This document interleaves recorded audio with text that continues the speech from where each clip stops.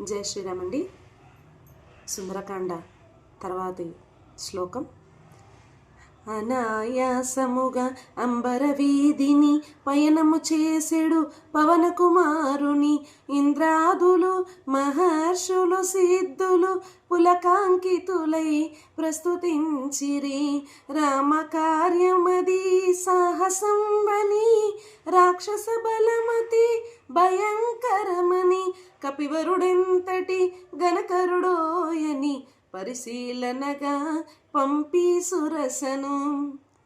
ఎప్పుడో నిన్ను మృంగమని వరముసగి మరి బ్రహ్మ పంపెనని అతిగా సురస నోటిని తెరచి హనుమంతుడలిగి కాయము పెంచే ఒకరినొకరు మించి కాయము పెంచిరి. శతయోజనములు విస్తరించిరి.